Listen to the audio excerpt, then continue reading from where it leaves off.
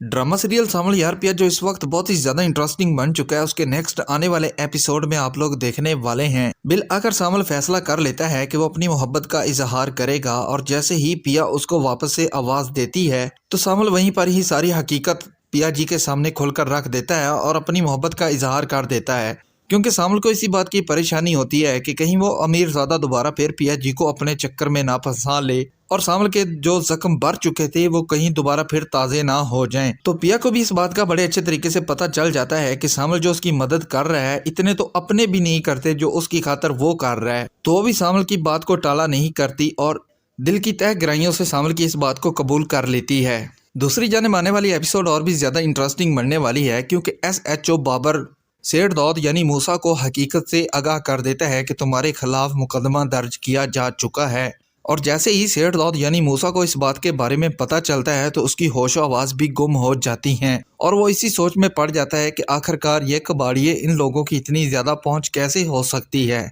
तो वो फौरन भागा चला निसार के पास जाता है और निसार उसको आगे से नई कहानी बयान कर देता है कि हमारे पास तो पैसा बेशुमार है और जहाँ पर पैसा चलता है वहाँ पर कोई सिफारिश भी नहीं पहुँच सकती। तो वहीं पर ही सेठ दौद निसार को जवाब देता है और कहता है कि एक बार मेरा बेटा यूके चला जाए दोबारा फिर मैं इन लोगों के साथ वो रवैया इख्तियार करूंगा और इन लोगों को ऐसा तिगनी का नाच नचाऊंगा कि ये लोग हमेशा के लिए याद रखेंगे। दूसरी जानब आल यार भी फैसला कर लेता है कि वो पिया को हकीकत से आगाह करेगा कि उसको उस बारे में पता चल गया है और वीडियो भी मिल गई है, और जिस दिन उसके बाप की पेशी होगी रिहाई के लिए तभी वो वीडियो जज के सामने पेश करेंगे। लेकिन पिया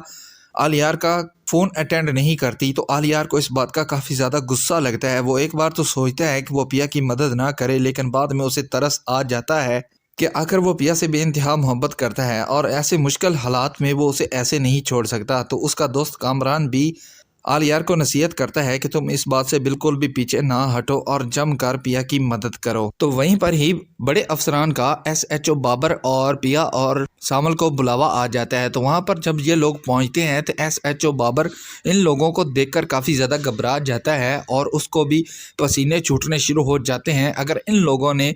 मेरी असलियत सब लोगों के सामने रख दी तो हो सकता है मेरी वर्दी उतर जाए। तो वहीं पर ही वो सामल की मिन्नत समाजत करना शुरू कर देता है। तो सामल इस बात को आला टाला करने की कोशिश करता है, क्योंकि जैसे ही सेठ दौद निसार के पास आता है तो निसार आगे एक नई कहानी बता देता है। उसको कहता है कि हम बहुत ही ज़्यादा पैसे वाले हैं और हम कभी भी इन लोगों को अपने आड़े नहीं आने देंगे। लेकिन सेठ दौद जो कि इस बात से बिल्कुल भी अनजान होता है, उसको इस बात के बारे में कतन भी अंदाज़ा नहीं होता, क्योंकि वो मुंह के बिल गिरने वाला है और वो इस वक्त यानी निसार की बातों पर आकर अपना ही बुरा कर रहा है। बल्कि बेहतर तो यही होता कि वो उन लोगों को उनके हाल पर ही छोड़ देता, क्योंकि वो उसको नहीं पता कि सावल उन लोग